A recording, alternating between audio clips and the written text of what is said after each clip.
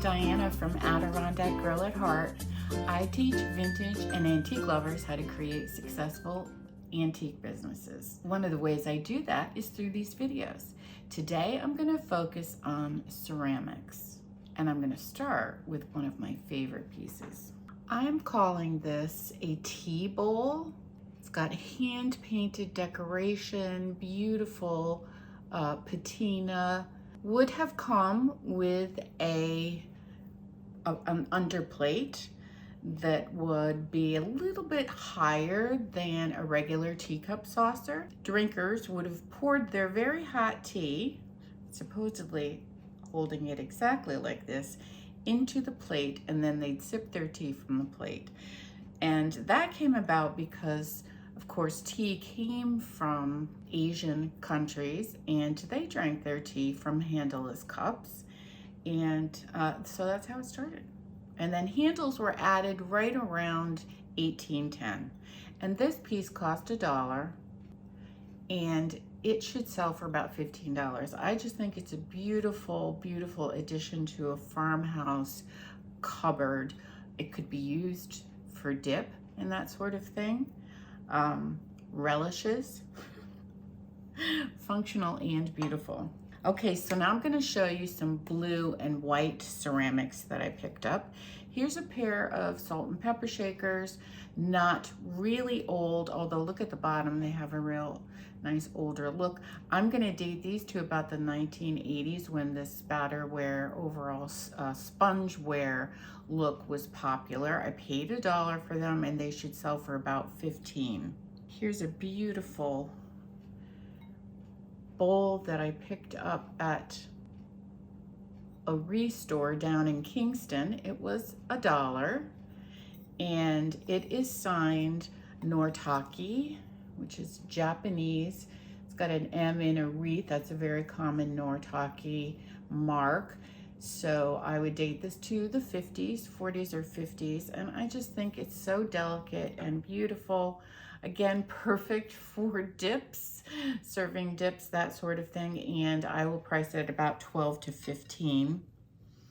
And at the same restore, I picked up a blue Willow plate. Single plates are not like tremendous sellers, unfortunately. This is an older one made by the Alfred Meekin China Company of England, and so it should sell for about $15. I have a couple of canisters, this also from that same restore. It was $5, says Farina. It's signed Germany on the bottom, and then Rhine right there. To me, this is a little bit older for canisters. I'm gonna say 1930s or 40s. But people do love obviously the blue and the white combination, and it should sell for about $25. And here's an older example, little heavier, almost Ironstone. I'm gonna call it Ironstone. It's signed Schwarzburg, and that is a region of Germany before Germany unified. The lid is also signed Germany on the inside, which is where a lot of these canisters came from, right? Also Czechoslovakia. And this one I paid $3 for. It was half off, and I will price it at about $30 to $35. And those two are in really great condition, which is super nice. And just a reminder, I do have a blog post all about Blue Willow China, including the story behind the design on the plate, which is not Asian. It was developed in England at the time that Asian pottery was very popular. Let's take a look at one of my favorite categories of ceramics, and that is Ironstone. Last weekend, I picked up this, I call these milk pitchers, smaller than like an iced tea pitcher, perfect for pouring in cereal or oatmeal, that sort of thing. And it has a really great look in an Ironstone collection. This one, unfortunately, has a chip right there. which many Ironstone collectors are not going to be bothered by, hence the low price, $5. I think it will sell for about $25 or $30, even with the chip. And then it's signed KT&K China. That's Knowles, Taylor, and Knowles, an American pottery. So this is a piece of American ironstone and has great heft. A little on the creamier side.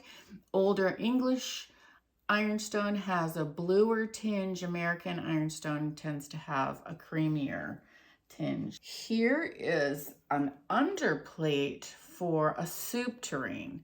And I actually picked up recently a soup tureen. This is by the Red Cliff Company, which is American. And they produced beautiful, really, really beautiful ironstone. And this piece was $3, so I snatched it up. And the Red Cliff mark is, it's an R over a C in a square. Sometimes you will find Red Cliff with an incised mark. Red Cliff, very small, about an inch long, but incised. This is an older mark. I'm going to date this to about the 1930s or 40s. And I think even without its matching soup tureen, that this is going to be really desirable, great for serving hors d'oeuvres. You could put deviled eggs around the edge and then something in the middle. Really just a beautiful, beautiful piece. So I will list this on Etsy, where I sell quite a lot of ironstone, for about $35 to $45. And I picked up an ironstone ladle. This should sell also on Etsy for about $15 to $18. I paid $3 for it.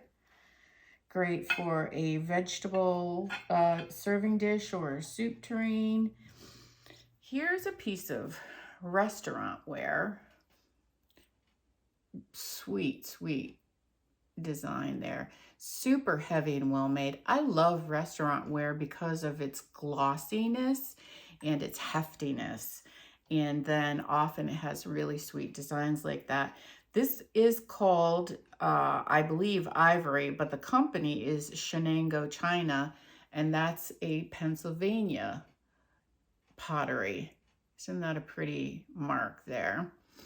And I paid $2 for it. I think I'll be keeping it because I have fallen in love with it. But on Etsy, I believe it would sell for about $20 to $22. And then the last piece of white ceramic that I picked up are this set of,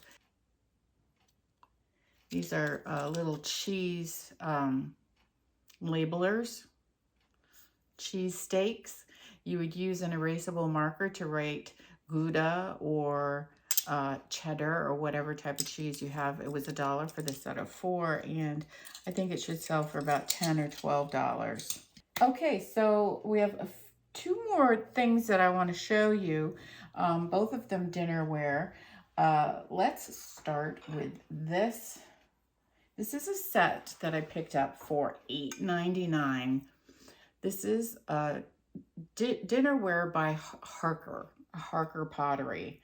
And for $8.99, I picked up 6 dinner plates and 6 salad plates.